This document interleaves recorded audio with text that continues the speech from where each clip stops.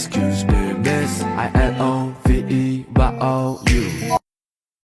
Assalamualaikum warahmatullahi wabarakatuh dan selamat siang anak-anak.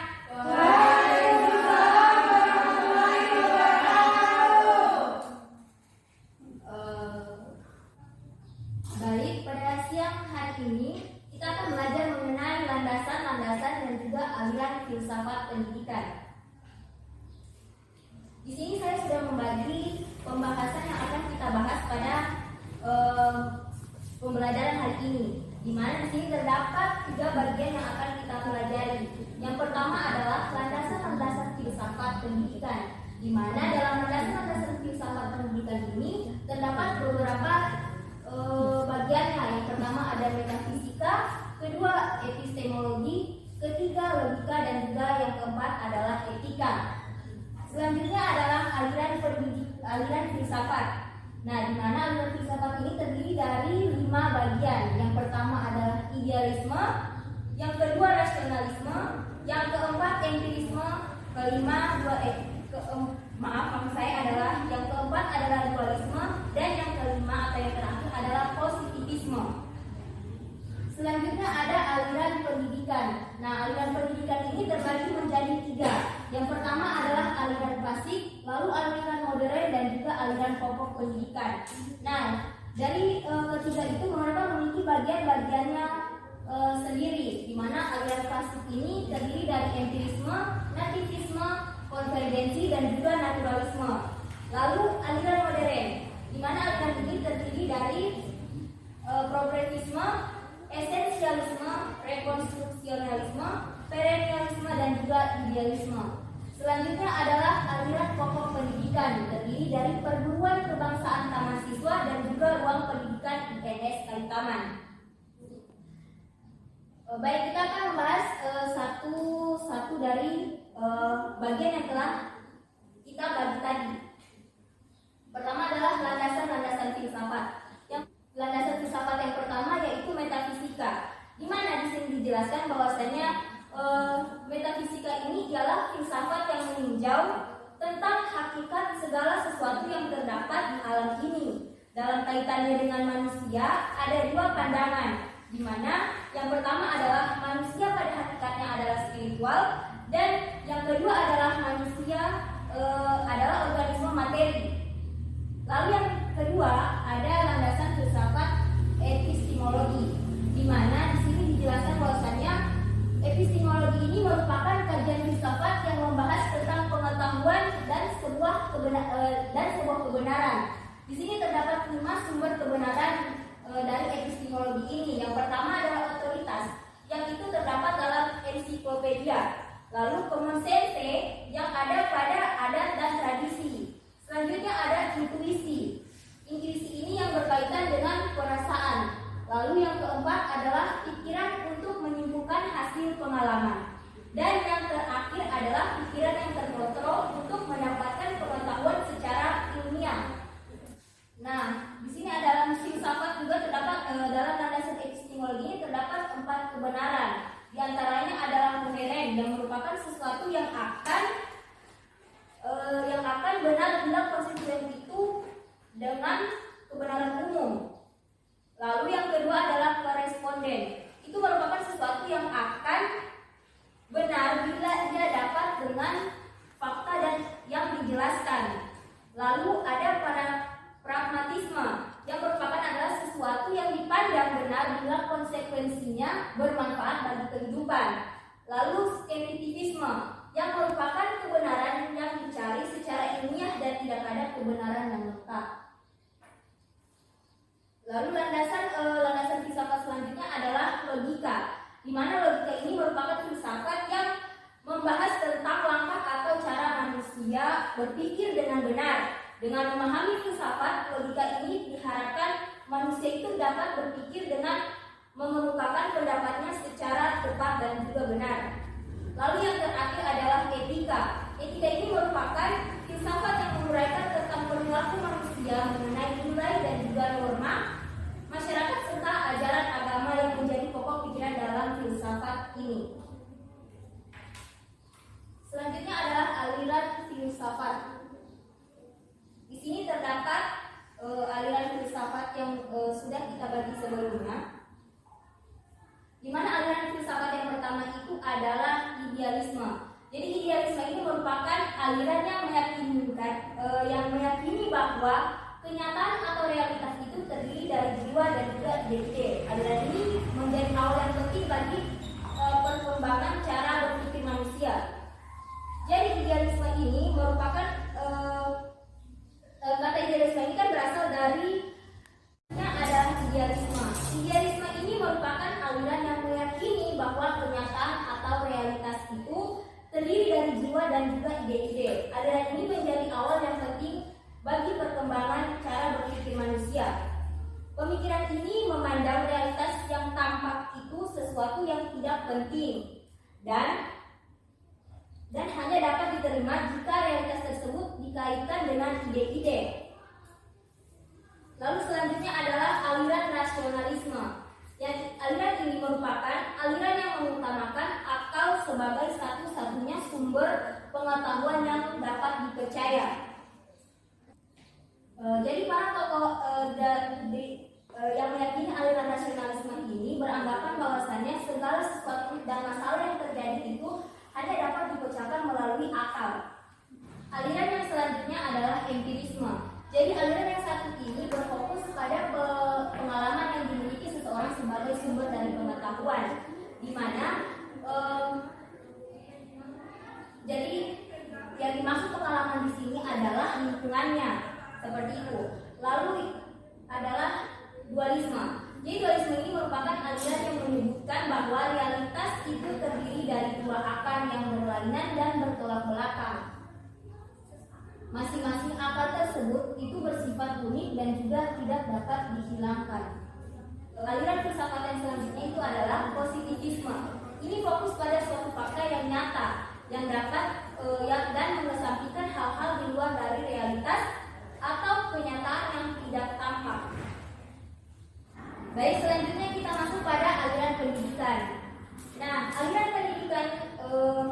pendidikan ini adalah yaitu pemikiran-pemikiran yang membawa inovasi di dunia pendidikan. Jadi pemikiran-pemikiran itu diibaratkan seperti dialog yang berkelanjutan, di mana dialog-dialog tersebut menghasilkan pendapat yang pro dan kontra. Nah, dari hasil diskusi tersebut menghasilkan pemikiran-pemikiran baru dan begitu pun selanjutnya. Maka itu aliran pemikiran-pemikiran itu yang membawa inovasi pada pendidikan itulah yang disebut dengan aliran pendidikan. Nah, adapun aliran pendidikan yang kita bahas di sini ada aliran pendidikan seperti yang kita bahas tadi pada awal pembelajaran tadi, yaitu ada aliran klasik, modern dan juga aliran pokok pendidikan. Yang kita bahas pertama adalah aliran klasik. Nah, yang di sini ada aliran empirisme. Jadi aliran ini menganut paham yang berpendapat bahwa segala pengetahuan, keterampilan dan juga sikap manusia itu dalam perkembangannya ditentukan oleh pengalaman atau empiris yang nyata melalui alat inderanya, baik secara berinteraksi dengan dunia luarnya maupun melalui proses pengolahan dalam diri dari apa yang ditemukan secara langsung. Jadi dalam aliran pendidikan klasik yang empirisme ini memandang bahwasannya pengalaman yang dimaksud di sini adalah lingkungan yang dalam aliran ini dianggap memberikan pengaruh besar terhadap perubahan si anak. Jadi salah satu pakar filosofis dari Inggris yang merupakan penganut aliran pendidikan empirisme yaitu John Locke itu mengatakan bahwasannya manusia itu dilahirkan bagaikan kertas yang putih dan bersih. Jadi dia itu akan bercorak ketika dia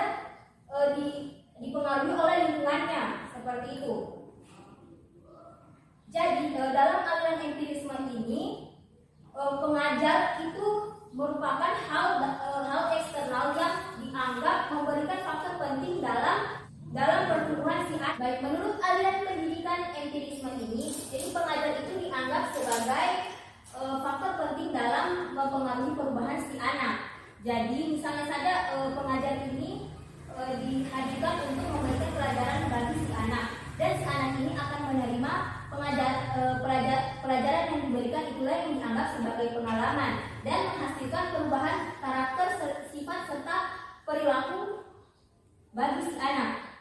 Jadi misalnya ada keluarga kaya raya yang ingin menuntut anaknya ini menjadi seorang penulis, maka semua alat dan bahan disiapkan oleh keluarganya termasuk juga dengan pengajarnya. Jadi intinya di sini aliran empirisme ini merupakan aliran yang dimana anak-anak ini dapat dibentuk sesuai dengan keinginan dan juga kehendak dari si pengajarnya atau dari lingkungan tempatnya belajar, seperti itu. Selanjutnya adalah aliran nativisme. Jadi aliran nativisme ini mengajarkan bahwa anak-anak itu dilahirkan dengan pembawaan yang baik dan buruk. Perkembangan anak hanya ditentukan oleh kodratnya sendiri. Lingkungan sama sekali tidak mempengaruhi atau membentuk kepribadian si anak. Jadi nativisme ini adalah aliran yang dimana anak-anak ini dianggap dia terlahir dengan sifat baik dan buruknya, dan juga lingkungan itu tidak akan memberikan dampak apapun terhadap kepribadian si anak. Misalnya saja anak ini terlahir dari keturunan orang tua yang sama-sama pintar, misalnya ayahnya pintar, ibunya juga pintar, maka anak ini akan mewarisi kepintaran dari orang tuanya. Begitupun sebaliknya, jika misalnya saja anak ini terlahir dari keturunan orang tua yang memiliki kekurangan dalam hal akademiknya, maka anak-anaknya juga akan mewarisi hal seperti itu. Selanjutnya adalah aliran konvergensi. Jadi aliran konvergensi ini mengandung paham bahwasannya baik faktor bawaan maupun faktor lingkungan itu sangat penting. Keduanya itu tidak dapat dipisahkan sebagai bawaan, yang juga mengakui bahwa seorang anak itu dilahirkan dengan sifat baik dan buruk. Jadi konvergensi ini memandang bahwasannya anak ini memiliki kedua hal, baik dari faktor bawaan dan juga faktor lingkungan itu memiliki hubungan yang sangat baik. Misalnya saja kemampuan bapak dan minat si anak ini tidak akan berkembang tanpa didukung oleh lingkungannya. Misalnya saja lingkungan keluarga, baik lingkungan keluarga, masyarakat maupun sekolahnya. Selanjutnya adalah aliran naturalisme. Aliran naturalisme ini adalah aliran yang mengajarkan atau mengatakan bahwa anak itu sejak lahir sudah memiliki pembawaan sendiri-sendiri, baik bakat dan juga minat, kemampuan sifat, watak, dan juga pembawaan-pembawaan lainnya. Nah, aliran naturalisme ini dikatakan hampir sama dengan aliran nativisme, di mana aliran ini memandang bahwasannya anak yang terlahir itu semuanya memiliki karakter yang baik, maka dia harus dijauhkan dengan yang namanya lingkungan atau pendidikan, yang makanya dia ini menganut pendidikan alam, di mana pendidikan anak ini dibiarkan bebas di alam dan jika dia melakukan kesalahan apapun yang akan menjadi dia akan didukung oleh alam itu sendiri, seperti itu. Selanjutnya adalah aliran modern. Yang pertama adalah progresisme. Ini merupakan gerakan pendidikan yang mengutamakan penyelenggaraan pendidikan di sekolah yang berpusat pada anak sebagai reaksi, atau penyelenggaraan pendidikan yang masih berpusat pada guru atau mata pelajaran. Selanjutnya, jadi sistem dari pendidikan progresisme ini adalah yang pertama, sistem belajar itu aktif. Lalu kedua, sistem memantau aktivitas belajar. Yang ketiga, sistem riset ilmiah. Dan yang keempat adalah pendidikan terpusat pada anak. Selanjutnya adalah esensialisme. Jadi esensialisme ini adalah salah satu gerakan pendidikan yang memprotes gerakan progresisme terhadap nilai-nilai tatanan dalam warisan budaya sosial. Adapun sistem pendidikan esensialisme ini adalah yang pertama, pendidikan itu terpusat kepada guru. Yang kedua, anak didik didesak untuk belajar. Dan yang terakhir adalah pelatihan kritis. Selanjutnya adalah rekonstruksionalisme, yang itu memandang pendidikan sebagai rekonstruksi pengalaman yang berkelanjutan dalam kehidupan, atau dapat dikatakan, jadi dalam rekonstruksionisme ini sekolah itu dianggap sebagai tempat berjalannya pengajaran. Selanjutnya adalah perennialisme, di mana perennialisme ini adalah suatu gerakan pendidikan yang mempertahankan bahwasannya nilai-nilai itu universal ada, dan bahwa pendidikan itu hendaknya merupakan suatu pencarian dan juga penanaman kebenaran Selanjutnya adalah aliran idealisme. Itu merupakan suatu aliran ilmu filsafat yang mengagungkan jiwa. Menurutnya bahwa cinta adalah gambaran asli yang semata-mata bersifat rohani, dan juga jiwa itu terletak di antara gambaran asli atau cita dengan bayangan dunia yang ditangkap oleh panca indera. Yang terakhir adalah aliran pokok pendidikan. Jadi aliran pokok pendidikan ini di Indonesia itu yang dimaksud adalah perguruan kebangsaan taman siswa dan juga ruang pendidikan INS Kalitangan. Kedua aliran ini dipandang sebagai suatu tonggak pemikiran tentang pendidikan di Indonesia. Dari pemaparan saya tadi, apakah ada yang mungkin kurang dipahami? Silakan dipertanyakan. Baik, silakan. Saya mau bertanya kepada materi rekonstrusionisme. Jadi ibu telah menjelaskan tadi rekonstrusionisme memandang pendidikan sebagai rekonstruksi pandangan yang berkelanjutan dalam kehidupan. Nah, saya bolehkah ibu berikan contoh rekonstrusionisme memandang pendidikan sebagai rekonstruksi pengalaman yang berkelanjutan dalam kehidupan itu dalam kehidupan kampus? Baik, terima kasih atas pertanyaan yang telah diajukan. Jadi rekonstruksionisme ini memandang pendidikan sebagai rekonstruksi atau pengalaman yang berkelanjutan dalam kehidupan. Di mana kita kembali pada kata rekonstruksi, itu artinya adalah perombakan atau pembangunan kembali. Baik, misalnya saja seperti kurikulum model pembelajaran dan juga teori-teori dalam dunia pembelajaran dalam dunia pendidikan itu akan selalu dikembangkan.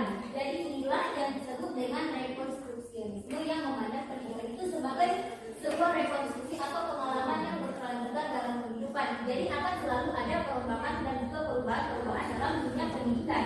Seperti itu. Baik, apakah dari penjelasan saya tadi pada saudari Rizka, apakah sudah dapat dipahami? Terima kasih. Baik, terima kasih kembali. Nah, selanjutnya apakah masih ada yang kurang dipahami pada materi yang sudah dipaparkan tadi? Baik, saya rasa semuanya sudah cukup paham tentang jadi maksud saya adalah landasan-landasan filsafat dan juga aliran-aliran pendidikan. Baik, sampai di sini saja pertemuan kita pada hari ini. Terima